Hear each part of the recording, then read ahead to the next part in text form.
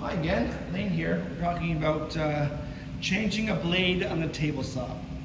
So as you can see here, there's a couple of things we need in hand before we change the blades. Right, first of all, our blades. Usually what we want to do is usually use one type of blade to cut most of our material. But anytime we're cutting a groove in a material, we're going to use dado blades. And that was created by a dado blade. Okay, a series of blades put together to cut one width at one time. So far, so on like this, okay? That was done on the table saw with router blades, or dado blades, sorry. Tools we will need are the following. We will need our wrench to undo our, it looks quite large, but the nut we're going to be taking off is that big. A scrap piece of material to wedge our piece when we take it off, and then we need a wider cover plate for the width of the blades. Okay, as you can see on the table saw, it has a metal one there just for the single blade. Before we even get started, usually when this happens, the power is going. So what we want to do is we want to kill the power to the machine by doing this. Okay, if you've seen this before, by doing this, yes, it stops it. This here protects it, kind of, sort of, but we're not going to rely on that, okay? That just tells us there's no power coming here, but if there's a faulty issue with this box here, it could kick on. So what we want to do is actually kill the power to the machine.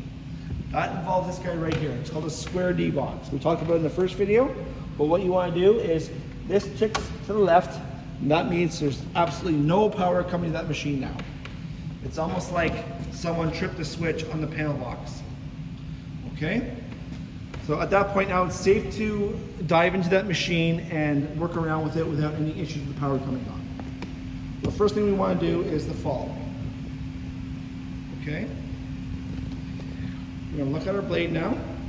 We're going to push away the guard because we have no chance of getting hurt. So this guy comes up over the anti-kickback, pops out. Our cover plate comes up out of the way. We want to put it out of the way for us. Then our anti-kickback comes off, because this guy here needs to come off because we're not going all the way through our piece of material, as you can see. Okay.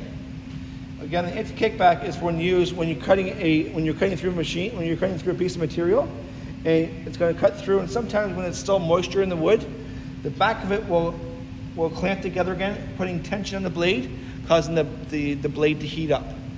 When that heats up, it tends to warp our blade. Okay, so this prevents that from happening. It also prevents our piece from coming back. So these little teeth on here would prevent it from coming back. So again, kickback happens anywhere in here. Right where you're standing over here, you get shot in the gut here. Okay? So we're gonna pull this guy out, pull that little pin out inside there, that piece comes off. Okay? The neat thing about the table saw is it has reverse threads.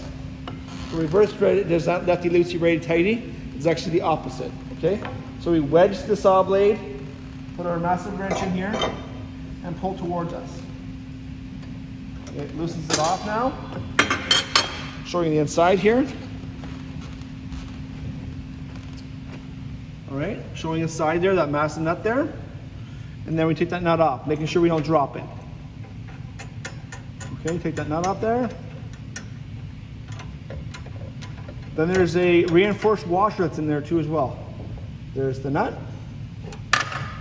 Right, we'll take this washer off too. That washer comes out too as well. And this now makes our blade able to pop out. Notice how it comes out there? The blades are always facing and spinning towards you.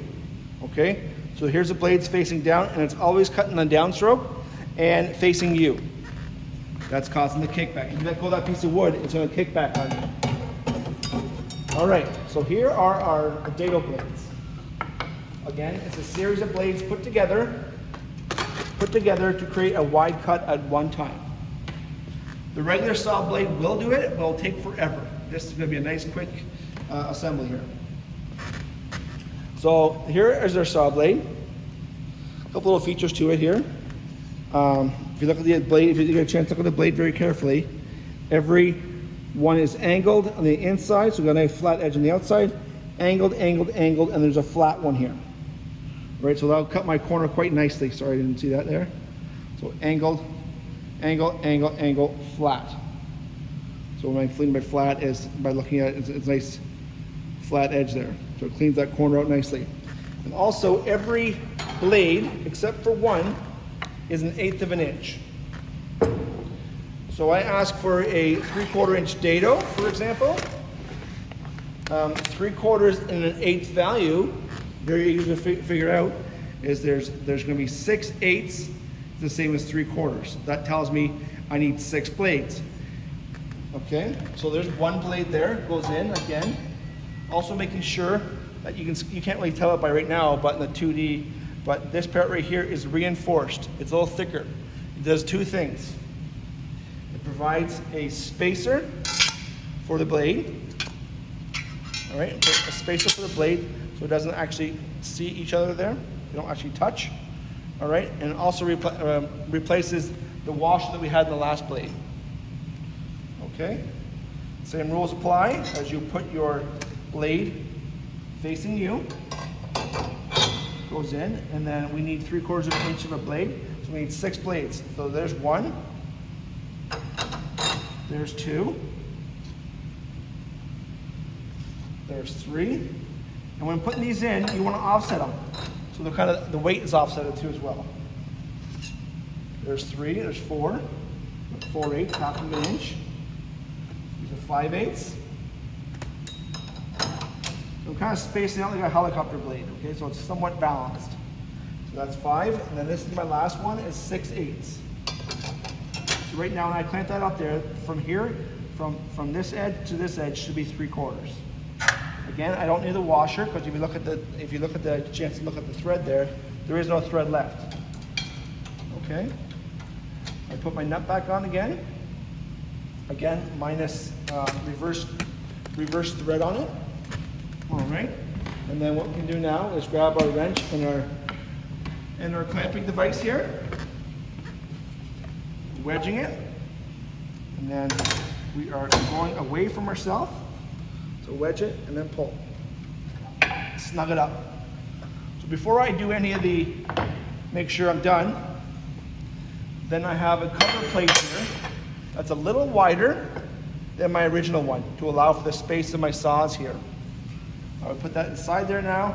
Now you can see that way I go. And then to make this part here, I would adjust my height of my blades to whatever height I need to it. Okay, and I'll run my pieces through using a jig. You can talk about that when you guys get in class here. Okay.